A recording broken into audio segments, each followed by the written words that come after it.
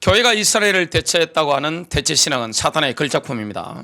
마귀가 교회 안에 심어놓은 암덩어리와 같습니다. 암세포와 같기 때문에 이걸 제거하지 않으면 우리가 많은 응답을 놓치게 됩니다. 예수 그리스도의 십자가의 능력은 많은 사람들에게 비밀입니다. 알 수가 없습니다. 여러분, 만일에 예수 그리스도의 십자가의 비밀이 아니다, 그러면 어떻게 되겠습니까? 우리가 이 자리에 앉아 있을 수가 없습니다. 사람이 너무 많이 올려가지고 막 미친 듯이 몰려들 겁니다. 비밀이기 때문에 올 수가 없는 거예요. 조금 전에 오후 1시에 우리 유치부 예배를 학생부실에서 드리는 걸 제가 보고 들었습니다. 아이들이 얼마나 낭낭하게, 아이들이 얼마나 사모하면서 주님을 경배합니까? 진심으로 주님을 경배한단 말이죠. 진심으로 하나님을 섬기는 걸 우리가 보게 된단 말이죠.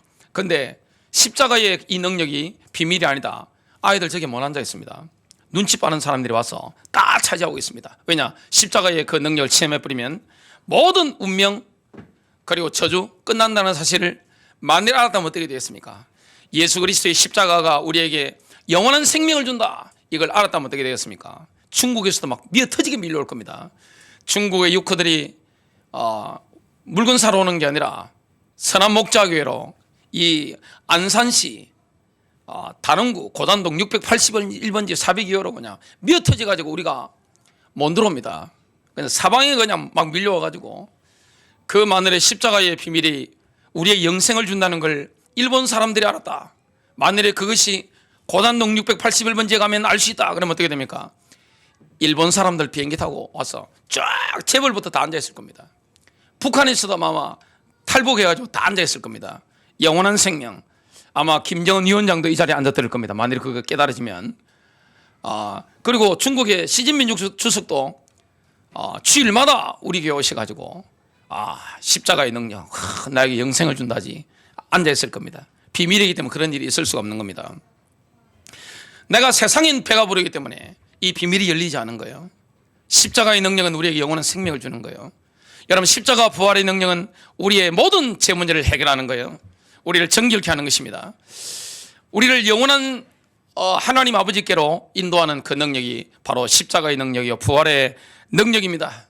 이것처럼 하나님이 이스라엘에게 주신 축복이 있는데 이것도 교회에 대한 많은 사람들에게는 감춰진 비밀입니다.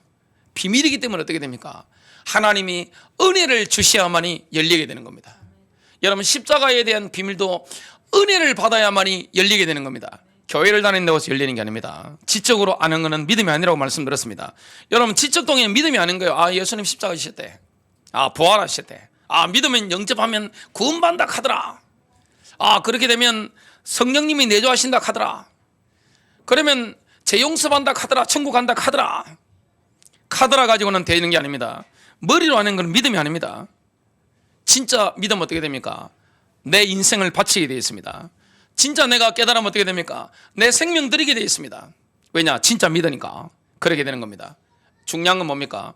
머리로 알지 실제 믿지 않는 겁니다. 그게 십자가의 능력이, 복음의 능력이 많은 사람들이 어떻게 됩니까? 감춰진 비밀이에요. 감춰진 비밀. 배가 부른 사람 알 수가 없는 거예요. 내가 옳다고 생각하는 사람 알 수가 없는 거예요. 내가 괜찮다고 생각하는 사람, 요것만큼이라도 나는 괜찮은 인간이야, 나는 괜찮은 인간이야, 이걸 생각하는 사람들은 절대입니다. 십자가의 은혜에 깨달을 수 없습니다. 나는 무가치한 인간이야, 나는 죄인이야, 죽어마땅한 죄인이야, 멸망받을 죄인이야. 근데 주님이 나를 구원하셔서 이게 깨달아져야만 어떻게 됩니까? 십자가가 믿어지는 거예요. 내게 능력으로 다가오는 거예요. 내 인생을 변화시키는 거예요. 그 믿음이 내게 들어와서 의에 이르게 만드는 거예요. 그 믿음이 나를 변화시키는 거예요. 이스라엘에 대한 관점도 마찬가지입니다. 이것도 하나님이 은혜로 열어주셔야 되는 겁니다. 눈에서 바울에게 비늘이 떨어졌는데 비늘 같은 게 떨어져야만이, 이 대체신앙의 비늘이 떨어져야만이 어떻게 됩니까? 성경을 제대로 볼 수 있는 겁니다. 만일에 대체신앙에 물들어 있으면 어떻게 됩니까? 성경이 보이지 않습니다. 하나님의 전체적인 경륜, 하나님의 섭리하심, 이걸 알 수가 없는 겁니다. 여러분, 이 성경은, 여러분 구약 성경 보면 뭘 알게 됩니까? 철저하게 이스라엘 민족 중심으로 하나님이 역사하신다는 것을 깨닫게 됩니다. 지금도 이스라엘과 전쟁하고 있는 나라가 있습니다. 아직 국가로 인정받지 못했는데 불구대천의 원수입니다. 어디입니까? 자기들이 땅이 뺏겼다고 생각하는 팔레스타인. 근데 팔레스타인 사람이 예수를 믿고 다큐멘터리 영화에서 인터뷰하는 걸 제가 직접 들었습니다. 성경 읽다가 이걸 집어 던진 겁니다. 또 읽다가 또 집어 던진 겁니다. 또 읽다가 또 집어 던진 거예요. 왜냐? 자기가 팔레스타인인데 성경을 보니까 구약 성경, 신약 성경 100% 이거 이스라엘 민족 중심이거든요. 용납이 안 되는 거예요. 그래서 뭐하느냐? 성경 집어 던지다가 나중에 성령의 감동을 받아서 예수님을 구주로 인격적으로 모셔드리게 됩니다. 이거 하나님의 성령 역사입니다. 그래서 우리는 뭐 해야 되냐? 기도해야 되는 거예요. 만일에 이 성경에 대해서 열리지 않고 이스라엘에 대해서 열리지 않으면 성경대로 하나님이 기록한 입장이 있단 말이죠. 관점이 있단 말이죠. 그걸 모르기 때문에 하나님이 앞으로 어떻게 역사하실 것인지 이해할 수가 없는 거예요. 특히 뭘 풀 수 없는가 하면 지금 마지막 시대인데 마지막 시대에 대한 게 완전히 닫혀버립니다. 알 수가 없는 겁니다. 그래서 교회마다 가보면 우리가 이렇게 성경적이라고 다 이야기합니다. 감리교회 가보세요. 다른 교단은 그냥 교단으로 인정 안 합니다. 속으로 그렇게 생각합니다. 침례교 다 마찬가지입니다. 장로교, 저는 장로교면 자라기 때문에 장로교에서는 뭐 침례교나 감리교나 이런 데를 굉장히 우리보다 끝나던 대로 이렇게 퀄리티 낮은 대로 이렇게 인색이 딱 박혀 있단 말이죠. 알고 보니까 그것도 아닌데 장로교는 주류가 아닌데 전 세계에 전부 어떻게 됩니까? 본인 교단의 도그마의 교리에 갇혀 있지 성경을 있는 그대로 보지 못하는 겁니다. 여러분들 미술품을 구입하신다면 진품을 구입하시겠어요? 모조품을 구입하시겠어요? 말할 것도 없는 겁니다. 당연히 진품을 구입해야 되잖아요. 모조품? 그 뭔 가치가 있습니까? 그죠? 중요한 건 뭡니까? 하나님이 성경을 기록할 때 진짜 의도가 뭐냐? 하나님이 민족들을 인도하시는데 성경에 보니까 민족적인 구별이 다 있습니다. 민족적인 게 다 있는 거예요. 이 구별이 다 있는 거예요. 제가 러시아 가보고 굉장히 이질적으로 느낀 게 있습니다.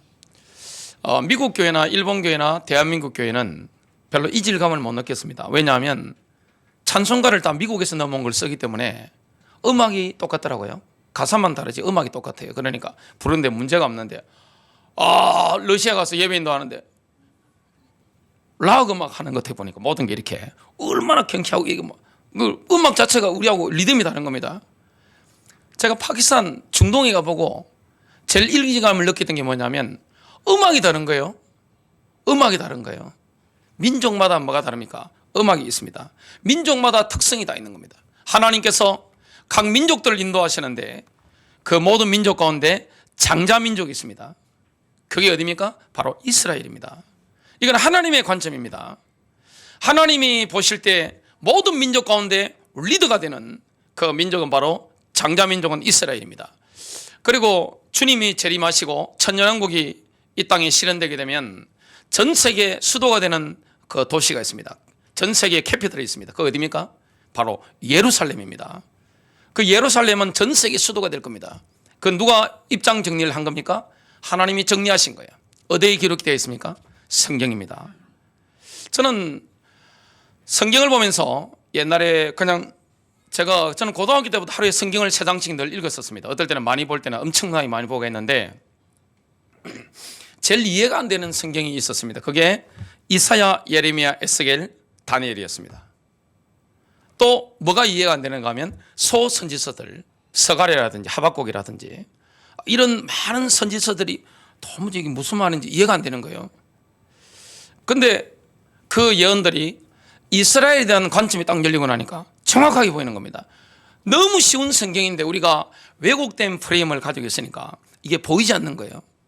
하나님의 입장은 어떤 것인지 오늘 말씀을 선포하도록 하겠습니다. 첫 번째입니다. 하나님께서는 이스라엘 민족에게 영원한 약속을 허락하셨습니다. 이스라엘 민족을 민족적으로 선택하신 것은 하나님의 무조건적인 선택입니다. 일방적인 선택이에요.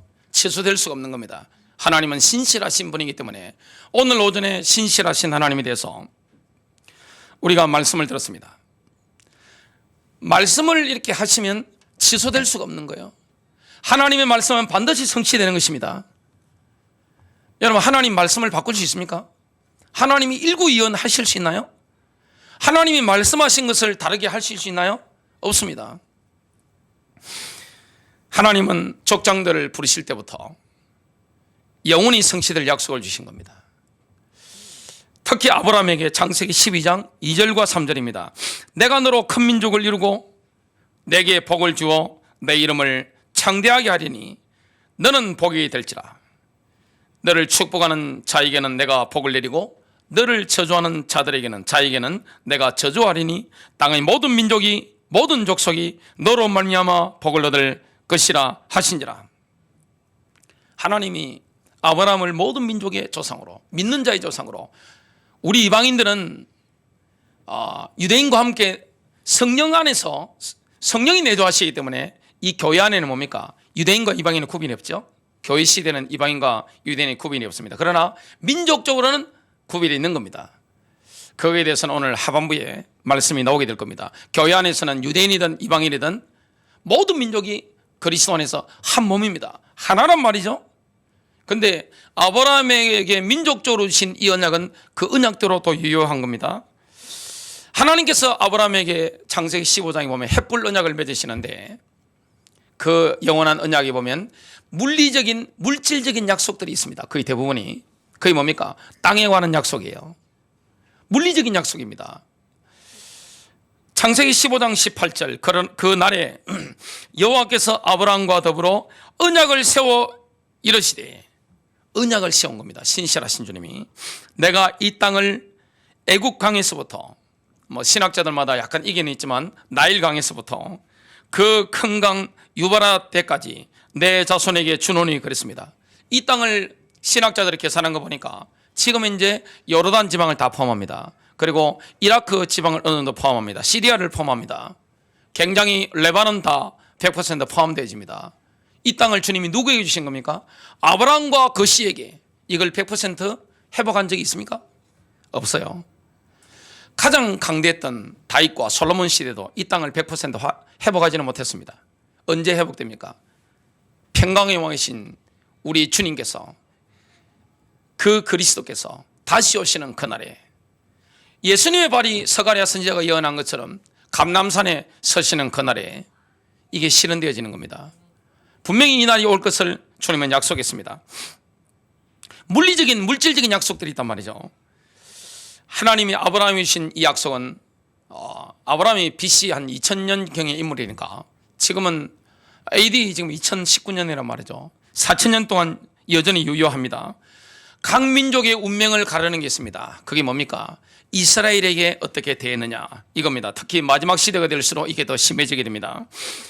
역사적으로도 마찬가지입니다. 뭐라고 말씀합니까? 시편 129편 5절입니다. 시온을 미워하는 자는 모두 수치를 당하여 물러갈지어다. 여러분, 역사적으로 보면 스페인이 유대인들 핍박하고 나서 국군이 확 다운됐습니다. 영국이 유대인들을 이렇게 엉두르고 나서 국군이 확 다운됐습니다. 지금 영국이 얼마나 국군이 내려갔습니까? 프랑스도 마찬가지입니다. 러시아도 마찬가지인 거예요. 하나님은 이렇게 약속하신 겁니다. 교회 시대지만 하나님 민족적으로는 이렇게 인도하시는 것을 보게 됩니다. 그래서 예루살렘을 놓고 기도하고 예루살렘을 놓고 축복하는 자에게 약속된 게 있습니다. 시편 122편 6절입니다. 예루살렘의 화평을 위해 기도하라. 여러분, 예루살렘의 화평이 말하면 누가 와야 되는 거죠? 예수님이 오셔야 되는 겁니다. 재림하셔야 되는 겁니다. 여러분, 이스라엘의 진정한 화평은 그리스도의 재림입니다. 위에서 기도하라. 너를 사랑하는 자들은 형통하리로다. 형통할 것을 말씀합니다. 그래서 지금도 선한 목자교회는 이스라엘을 놓고 축복하잖아요. 예루살렘을 놓고 우리가 축복하는 이유가 있습니다. 이거 하면 어떻게 됩니까? 반드시 여러분에게 하나님이 주시는 복이 임할 것을 약속하고 있습니다. 두 번째입니다. 대체신학은 마귀가 교회 안에 심어놓은 암덩어리와 같습니다. 사탄의 걸작품이에요. 여러분, 암세포의 능력을 아십니까? 다른 세포가 다 건강해도 암세포가 자라기 시작하면 어떻게 됩니까? 이 암세포는 의학적으로 미친 세포이기 때문에 다른 세포를 막 잡아먹는 겁니다. 결국에 어떻게 됩니까? 몸 전체를 병들게 만드는 겁니다. 그러려면 어떻게 됩니까? 몸이 건강해져 버리면 암세포가 사라지게 됩니다. 그래서 뭘 우리가 봐야 됩니까? 사탄의 미혹 중에 미혹이 뭡니까? 바로 대체신앙인데, 대체신앙이 뭡니까? 교회가 이스라엘을 대체했다. 유대인들은 선민의식 때문에 망했다, 멸망받았다, 그냥 치부해버리는 겁니다. 하나님의 계획을 보지 못하는 겁니다. 그 대체신앙을 보면 뭘 알 수 있습니까? 여기서 거의 이단들이 다 나왔다는 것을 알게 됩니다. 신천지 가면 뭘 강조합니까? 14만 4천 명. 여러분, 과거에 일어났던 전 세계에 일어났던 이단들 대부분이 뭡니까? 14만 4천 명 가지고 나옵니다. 우리만 14만 4천 명이다. 우리만 복음 가졌다. 이걸 다 가지고 있습니다. 나만 이렇게 우리 교단만 복음을 가지고 있다. 14만 4천 명이다. 이 렘넌트 사상을 다 가지고 있는 겁니다. 교단마다 다 가지고 있어요. 여러분, 렘넌트라는 것은 사실 누구에게 써야 되는 겁니까? 유대인들에게 써야 되는 겁니다. 이방인들은 사실은 해당이 없는 겁니다. 여러분, 유대인들 가운데 렘넌트들은 어떤 신앙을 가지고 있습니까? 예수님 때문에 죽습니다. 예수님 때문에 집에서 쫓겨납니다. 예수님 때문에 직장에서 쫓겨납니다. 그게 유대인 렘넌트입니다. 지금 현재 그렇습니다. 그러면 그 렘넌트라는 단어를 우리 이방인들에 적용하려면 어떻게 됩니까? 그 정도의 신앙은 있어야 되는 겁니다. 그 정도의 믿음이 있어야 되는 겁니다. 나는 주를 위해 죽겠다. 내 재산도 내 생명도 다 내어놓은 사람. 그 사람은 이렇게 유대인 아니라도 이방인들 가운데도 렘넌트라고 붙여줄 수 있습니다만은, 다른 사람들은 사실 렘넌트라는 단어 자체를 사용하면 안 되는 겁니다. 거기에 대해서는 제가 설교한 것들이 유튜브에 다 떠 있습니다. 이스라엘에 대해서 말씀 전한 게 있죠. 그래, 대체신앙은 뭐합니까? 구약에 예언한 이 예언들을 다 영적으로 해석해 버리는 겁니다. 이스라엘에 대한 축복들 영적으로 해석해 버리는 겁니다. 교회가 이스라엘에게 약속하신 축복을 교회가 다 받아버리고, 모든 저주는 저 예수님을 십자가에 못 박은 저 유대인 나쁜 놈들이 다 받을 것이다. 저 놈들은 완전히 망했다. 이게 초대교회 때부터 있었습니다. 원래 여러분, 교회 초석이 어디입니까? 유대인들입니다. 자, 사도행전 2장에 나오는 그 사람들이 이방인이 있어요, 없어요? 이방인이 없습니다. 사도행전 여러분 1장에 마가다락방에 모인 사람들은 이방인이 없습니다. 사도행전 2장에 3,000명이 막 돌아오는데 15나라에서 사람들이 전 세계에서 몰려왔습니다. 그 사람들이 이방인일까요, 유대인일까요? 유대인들입니다. 이방인이 없어요. 전 세계에 흩어져 있던 유대인들입니다. 그리고 이방인들 중에서 유대교로 입교한 사람들입니다. 그 사람들이 와서 교회를 형성한 겁니다. 바울이 전 세계로 다니면서 전도 여행을 했는데 거기에 어디로 찾아갔습니까? 해당을 찾아갑니다. 그 해당을 발판으로 제자를 찾고, 그 발판으로 뭡니까? 이방인들 선교를 폭발적으로 막 이게 나아가게 됩니다. 근데 이 예루살렘 교회가 없어지잖아요. 예루살렘이 함락되면서 티토스 장군이 이렇게 쓸어버리니까 그 이후에도 반란이 일어나가지고 완전히 갈아버린 겁니다. 흩어져 버린 겁니다. 지구상에 이스라엘 자체가 없어져 버린 겁니다. 그래서 교회 안에 대체신학이 뿌리를 내리는 것은 이해는 됩니다. 왜냐? 이스라엘이 없으니까요. 근데 이걸 전부 구약에 약속된 이스라엘의 영광 회복, 선지자들이 예언했던 모든 것들을 교회가 다 받았다, 이렇게 되는 겁니다. 초대교회 때부터 그게 많이 있었는데요. 이게 영적인 문제입니다. 여러분, 반유대주의는 영적인 문제예요. 대체신학이는 영적인 문제입니다. 대화가 안 되는 거예요. 이 반유대주의가 말세가 될수록 급증하게 될 겁니다. 앞으로 전 세계적으로 광풍이 불게 될 겁니다. 특히 이 반유대주의 대체신학을 퍼뜨린 뿌리가 어디입니까? 로마 캐톨릭입니다. 전 세계 모든 교회가 로마 캐톨릭 교황, 로마 교황 하에 다 이렇게 예속되고 있기 때문에, 지금 다 들어가고 있기 때문에 대체신학은 전 세계 교회의 주류가 되어졌고, 이게 얼마나 콘크리트처럼 강고한지 모릅니다. 아주 단단하단 말이죠. 자, 제일 교회사에 중요한 인물이 이 어거스틴이죠. 어거스틴의 스승이 암브로시오스인데, 또 이 사상을 어거스틴에게 물려주고, 또 어거스틴의 사상을 이어받은 게 누굽니까? 마르틴 루터와 요한 켈빈, 이런 분들입니다. 다 뭡니까? 대체신학입니다. 그 당시는 뭐가 없어요? 이스라엘이 없어요. 지구상 이스라엘이 없어진 거예요. 중세 시대는 유대인들은 사람이 아니에요. 교회에서 뭐라고 가르칩니까? 배지를 달아야 된다. 누가 가르쳤죠? 중세 신학을 집대성했던 토마스 아퀴나스라는 아주 유명한 신학자가 있습니다. 유대인들은 배지를 달아야 된다. 그 이야기를 했습니다. 마르틴 루터는 심지어 뭐라고 했습니까? 유대인들은 인류의 해충이다. 어리석은 멍청이다. 비참하고 저주받은 민족이다. 이렇게 했습니다.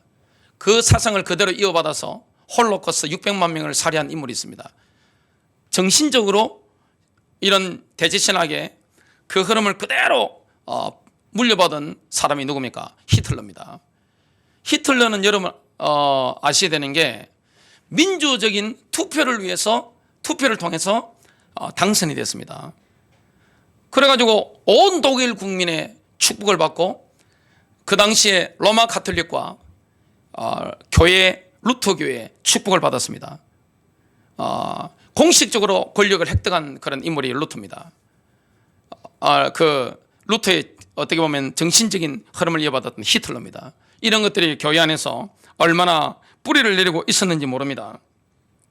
그런데 이게 완전히 바뀌게 된 계기가 1948년 이스라엘이 지도상에 출현한 겁니다. 나라가 건국한 겁니다. 완전히 바뀐 겁니다. 그런데 이스라엘이 건국되기 이전에 이 성경을 예언을 그대로 믿던 사람들이 있습니다. 교회 안에, 기독교회 안에, 개신교회 안에 그 사람들은 이스라엘이 건국될 걸 알고 가르쳤습니다. 알고 있었던 거예요. 왜냐? 성경을 보니까 반드시 이스라엘이 곧으로 회복된다. 돌아온다. 하나님은 신실하시다. 그걸 믿고 있었단 말이죠. 돌아왔단 말이죠. 자, 그 다음에 1967년도에 예루살렘이 유대인들 손에 떨어집니다. 지금 어떻게 됩니까? 도널드 트럼프 대통령이 예루살렘을 이스라엘 수도로 인정하고 지금 급속도로 하나님의 시계가 이렇게 돌아가고 있습니다. 여러분, 하나님의 시계라는 것은 대한민국하고는 별로 상관이 없습니다. 미국하고 별로 상관이 없어요. 중국하고 별로 상관이 없습니다. 일본 별로 상관이 없어요. 러시아 별로 상관이 없습니다. 뭘 봐야 됩니까? 하나님의 시간표 돌아가는 것은 이스라엘을 봐야 되는 겁니다. 성경의 이스라엘은 하나님의 눈동자라고 분명히 하나님 말씀하신 거예요. 그래서 사탄은 지금 막아보려고 하는데 유대인들이 막 돌아오면서 막 열리는 거예요. 아, 하나님의 예언이 사실이구나. 그리고 유대인들이 돌아오니까 많은 것들이 열린단 말이죠. 그리고 뭐가 회복됩니까? 오랫동안 없었던 히브리어가 다시 부활한 겁니다. 민족이 부활하는 거예요. 나라가 부활하는 거예요. 이 누가 하시는 거죠? 죽었던 이스라엘이 살아난 겁니다. 그건 주님이 하신 겁니다. 언어라는 게 얼마나 중요합니까? 이번에 저희 어머니께서 명절에 오셨는데 수요일 오셔가지고 토요일 날 가셨는데 어머니하고 우리 가족들하고 언어가 안 통하는 겁니다. 저는 전라도 목사님을 모셨기 때문에 전라남도 사투리를 많이 압니다. 웬만큼 들어가지고는 그냥 제가 해석 다 할 수 있을 정도로 다 압니다. 제가 경상도 사람이기 때문에 경상도 사투리 또 뭐 경남, 경북, 대구 사투리부터가 다 알고 있단 말이에요. 충청도 많이 겪어보네. 충청도 말 다 알아듣습니다. 북한 말 이북 사람들 만나게 되면 제가 많이 압니다. 강원도 뭐 쉽잖아요. 서울 말은 뭐 표준이니까. 우리 어머니께서 말씀하시는데 집 사람이 저를 쳐다보는 겁니다. 그럼 제가 해석을 막 해줍니다. 우리 아이들이 할머니 말씀하시는데 경남 말은 악센트가 강합니다. 그리고 굉장히 템포가 빠르단 말이죠. 애들이 전부 제 눈을 쳐다봅니다. 그럼 제가 이야기를 해주고 하는데 우리 아들 중에 한 놈이 뭐라 했느냐면 아빠가 옛날 어린 시절에 저는 사투리를 쓰고 살았다는 게 도저히 이해가 안 된다는 겁니다. 저는 경상도 악센트는 남아있지만 표준말을 거의 대체로 구사하니까 2000년 동안 언어를 잃어버린 겁니다. 그게 부활한 거예요. 민족이 없어졌다가 민족이 부활한 거예요. 이 엄청난 하나님의 역사가 지금 성경 예언대로 움직이는 겁니다. 사탄이 이걸 가로막는 거예요. 만일에 사탄이 제일 두려워하는 게 두 가지가 딱 있습니다. 이스라엘이 예수 그리스도를 통해서 하나님과 화해하는 거, 이래 되면 끝나는 겁니다. 만일에 이스라엘 민족이 민족적으로 예수님을 메시아로, 그 지도자들이 예수님을 메시아로 인정하고 예수 그리스도께서 이 땅에 다시 오시도록 요청하면 어떻게 됩니까? 그때는 주님이 오시는 겁니다. 또 두려워하는 게 있습니다. 왕국복음, 마태복음 24장 14절에 나오는 천국복음이 온 세상에 전파되는 거, 이걸 가장 두려워하는 거예요. 우리는 이 두려워하는 것을 해야 될 줄로 믿습니다. 싸움을 하려면 뭐 해야 됩니까? 급소를 때려야 되잖아요. 아무리 아이들이 만일에 제 이거 아무리 때려도 안 아픕니다. 근데 제 급소가 어딜까요? 목 제대로 치면 저는 갑니다. 옆구리 제대로 치면 가는 거예요. 그죠? 사단의 급소를 때려야 돼요. 그게 뭡니까? 유대인들로 축복하는 겁니다. 또 뭐합니까? 딴 것까지 모든 민족에게 복음 전파하는 일에 마음을 담아야 될 줄로 믿습니다. 마지막 세 번째입니다. 하나님은 신실하시기 때문에 이스라엘이 민족적으로 회복될 것을 약속했습니다. 그 신실하신 주님은 반드시 이스라엘 민족적으로 회복하시게 되어 있습니다. 하나님은 실현하는 분이 아닌 줄로 믿습니다. 하나님은 신실하신데 절대 자기 백성을 버리지 않습니다. 장자를 어떻게 버려요? 여러분 집안도 잘 되려면 누가 잘 돼야 돼요? 장남이 잘 돼야 되잖아요. 부모들이 제일 신경 쓰는 게 뭡니까? 장남이잖아요. 그래 동생들 다스리고 이렇게 안아주니까 집안의 장남이 어떻게 하냐에 따라서 집안이 달라진단 말이죠. 전 세계 모든 민족 가운데 영적인 장자가 됩니까? 이스라엘인 거예요. 물론 교회가 현재 영적인 이스라엘 역할을 감당하고 있는 것은 그건 사실입니다.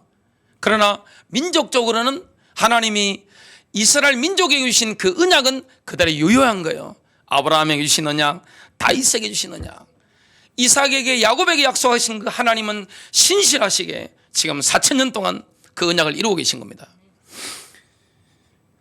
자, 로마서 11장 1절입니다. 그래서 여러분 이스라엘에 대한 미래를 알려면 신약 성경에 뭘 봐야 됩니까? 로마서 9장, 10장, 11장입니다. 9장, 10장, 11장 이게 하이라이트입니다. 로마서 1장부터 8장까지는 뭡니까? 개인 구원입니다.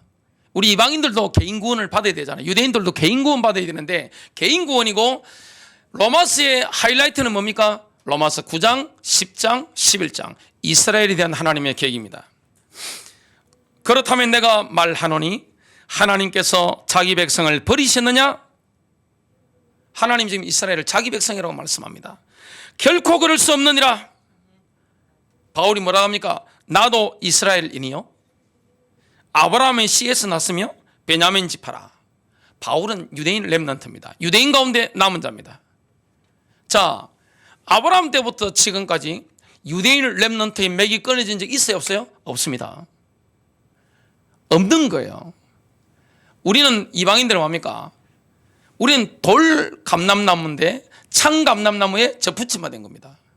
근데 이 유대인들은 뭡니까? 이스라엘 사람들은 원래부터 참 올리브나무, 창 감람나무입니다.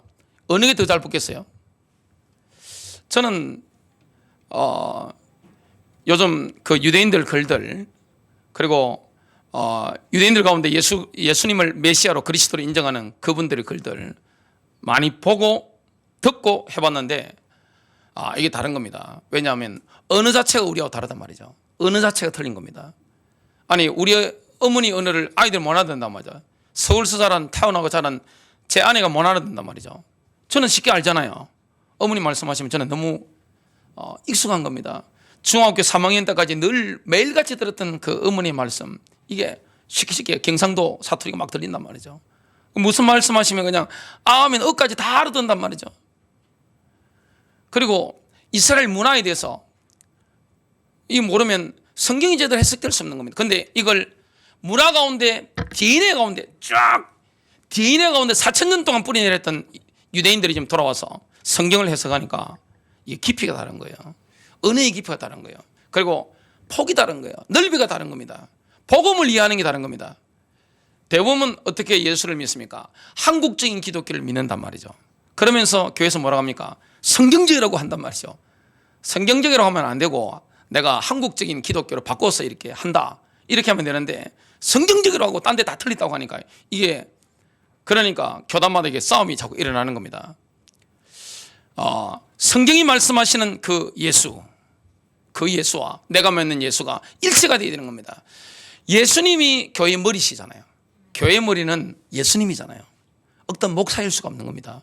어떤 교단일 수가 없는 겁니다. 예수 그리스도가 교회의 머리십니다. 그러면 머리는 뭐 하는 거죠? 지시하는 겁니다. 손발은 뭐 합니까? 몸은 지시를 따라 움직이는 거예요. 오른쪽으로 가, 왼쪽으로 가, 앞으로 전진, 뒤로, 이렇게 하는 거 다 머리가 지시한단 말이죠. 우리가 예수님과 뜻을 같이 해야 됩니다. 예수님과 생각을 같이 해야 됩니다. 예수님과 마음을 같이 해야 됩니다.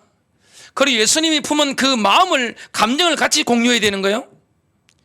이스라엘 향한 그 마음, 전 세계 모든 민족을 불쌍히 여기는 그 주님 마음, 그거 같이 해야 되는 거예요. 바울이 이스라엘 렘넌트다 말이죠. 지금도 유대인들 가운데 이스라엘 렘넌트들이 일어나고 있습니다. 굉장히 숫자가 급증하고 있습니다. 바울은 이스라엘의 마지막 회복의 시간표를 선포합니다. 로마서 11장 25절부터 26절 상반절입니다. 형제들아, 너희가 스스로 지혜 있는 채 하지 않기 위하여, 지혜 있는 채 하지 않게 하기 위하여 이 신비를 너희가 모르기를 내가 원치 아니하노니. 이 신비란 말이죠. 미스터리입니다. 비밀이란 말이죠. 이는 이방인들의 충만함이 차기까지는 이스라엘의 일부가 완고하게 된 것이라. 이스라엘 전체가 완고하게 된 게 아닙니다. 이스라엘 일부는, 이스라엘 렘넌트들은 지금도 누구를 인정하고 있습니까? 예수님을 메시아로, 그리스도로 인정하고 있는 거예요. 지금은 어떤 때입니까? 이방인의 때입니다. 민족적으로 이스라엘 민족은 예수님을 메시아로 인정하는, 완강하게 거부합니다. 우리를 무시한단 말이죠. 제가 이스라엘 가보니까 무시하더라고요. 눈빛이 느껴집니다. 이거 짐승 같은 것들, 이거 줄도 같이 안 서고, 우리 옆에 줄 서 있고, 이방인들이 이렇게 줄 서 있고, 자기들은 이거 수영 길러가지고 이런 거 시커먼 거 있고, 정통 유대인들이 이렇게 막 하고, 눈이 가린 겁니다. 근데 하나님의 계획은 어떻게 됩니까? 그 거부하고 있는 이 이스라엘 언제 깨뜨리느냐, 언제 돌아오게 만드느냐? 이방인의 완전한 수가 있습니다. 이방인들 가운데 몇 명이 그리스도를 믿을지 우리는 알 수 없죠. 하나님 아실까요, 모르실까요? 요한계시록까지 다 예언되어 있단 말이죠. 재림까지, 천년왕국까지, 새 예루살렘까지. 그럼 주님은 아시는 겁니다. 그 숫자가 몇 명으로 채워질지 하나님 입장에서는, 하나님의 AI보다 못하시겠어요? AI가 얼마나 머리 좋습니까? 하나님 AI보다 못하시겠어요? 그 정도 지능이 떨어지세요? 하나님의 AI보다 정밀하지 못하실까요? 비교가 안 되죠. 하나님 전능하신 분입니다. 몇 명이, 어떤 민족이 얼마만큼 예수님을 구주로, 그리스도로 받아들이게 될지 주님은 다 알고 계십니다. 100%다 아시는 거예요. 그 이방인의 충만함이 차면 어떻게 됩니까? 그때는 이방인들은 휴거되는 겁니다. 교회는 휴거되는 겁니다. 들림받게 되는 겁니다. 그때는 뭐가 열리는 겁니까? 이스라엘이 민족적으로 돌아오는 때가 일어나게 되는 겁니다. 이게 하나님의 경륜이요, 하나님의 계획입니다. 하나님의 섭리하심인 거예요. 우리가 성경을 볼 때 무조건 영적으로만 해석하면 안 됩니다. 영적으로 해석하는 건 맞죠. 영적으로 저도 해석 많이 하니까. 하지만 전체적으로 뭡니까? 성경 그대로 읽어야 됩니다. 그래서 이런 데서 빠져나오려면 어떻게 됩니까? 성경 자체를 읽으십시오.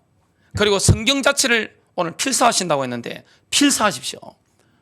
그러면 이 말씀이 얼마나 정확한지 몰라요. 1.1핵도 변개하지 않고 그대로 성취될 줄로 믿습니다. 이게 주님의 계획입니다. 그래서 뭐라고 말씀합니까?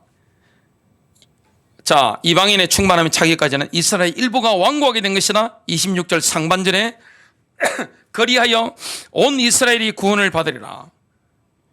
자, 이스라엘 민족적인 구원에 대해서 로마서 11장 26절 하반절부터 29절까지입니다. 기록된 바 구원자가 시온에서 와서 야곱에게서 경건치 아니한 것을 제거하리라. 예언이 성취되는 거죠. 이는 내가 그들의 죄를 없앨 때 메시아를 거부했던 그 음함한 죄를 없애버리는 겁니다. 그들에 대한 나의 언약이 이것임이니라 함과 같으니라. 28절 복음에 관하여는 그들이 너희로 인하여 원수가 되었으나. 자, 왜 그렇습니까? 자, 하나님이 이스라엘에 대한 완벽한 약속을 하셨는데, 민족적인 약속을 하셨는데 왜 복음에 소외가 됐습니까? 왜 그렇습니까? 그게 바로 우리 이방인들을 하나님께로 돌아오게 하는 하나님의 방법입니다. 이스라엘이 민족적으로 거부했기 때문에 우리 이방인들이 복음의 풍성함을 누리게 된 거예요. 그래서 유대인에 대해서 누가 더 잘합니까?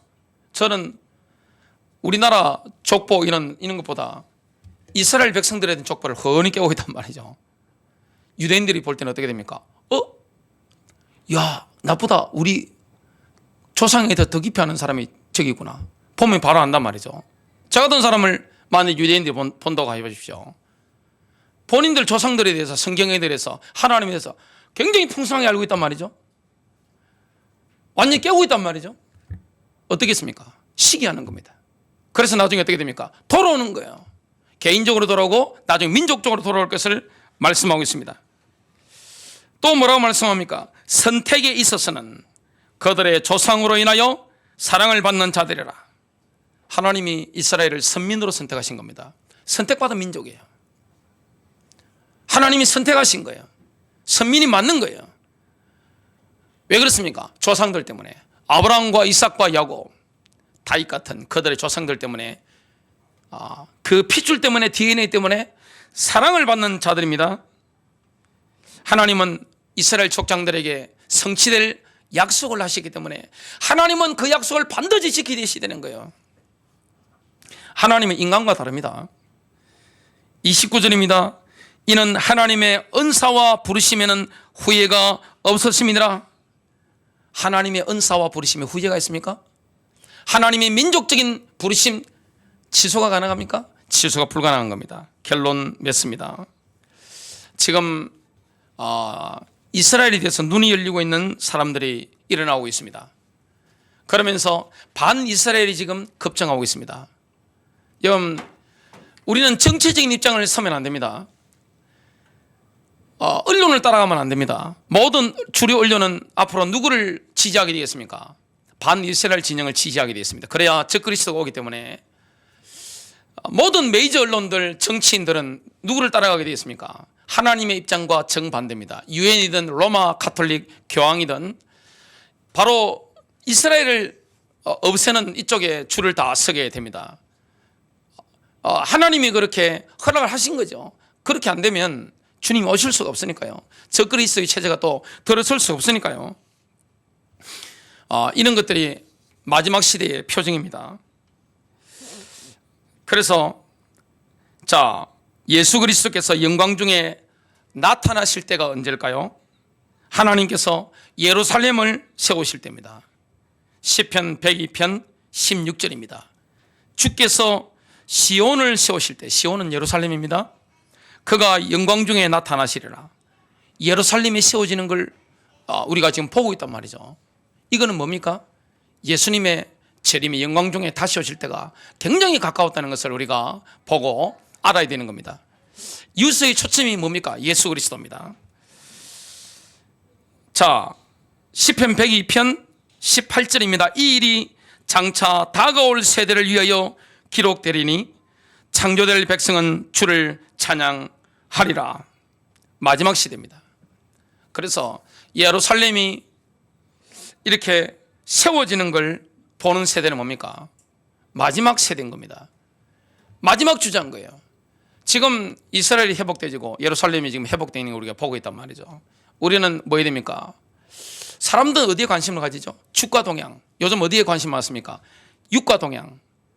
기름값이 어떻게 되는가? 이런 데 대해서는 열심히 이렇게 다 보고 이렇게 얼마나 이런 거 다 보고 있습니다. 주가 동향 보고 있습니다. 환율 동향 이런 거 다 보고 있습니다. 그런데 뭘 안 봅니까? 다시 오실 주님이 어떻게 지금 오실 것인지 그 미래를 예측하는 데는 어떻게 됩니까? 깜깜하단 말이죠. 요한 칼빈 시대나 종교개혁을 일으켰던 마르틴 루터 시대는, 어거스틴이 살았던 그때는 지구상에 이스라엘이 없는 겁니다. 하나님의 시기가 돌다가 어떻게 됩니까? 멈춰져 있었습니다. 지금은 1948년 이후에 이스라엘이 건국되면서 67년에 예루살렘이 수복되면서 하나님의 세계가 지금 움직이고 있단 말이죠. 이 동향을 우리가 자세히 보면서 예루살렘을 놓고 축복하고 대제신학의 이런 잘못된 미혹에서 빠져나오고 인도를 받아야 됩니다. 지금은 그래서 뭐가 열릴 시간표인 거죠? 다니엘서라든지 요한계시록이 훤히 열릴 시간표가 된 겁니다. 그때가 지금 이때인 줄로 믿습니다. 깨어나야 될 때인 줄로 믿습니다. 지금 이걸 하면 어떻게 됩니까? 내가 정결해지고 그리스도의 신부로 준비되어야 되는 것이고, 여러분과 관계되는 사람들은 뭡니까? 빨리 정말 회개하고 그리스도 앞에 세워져서 주님이 오시는 그날을 준비하도록 단도리 하는 거, 이게 얼마나 중요합니까? 승리하시길 주 예수 그리스도 이름으로 축복합니다.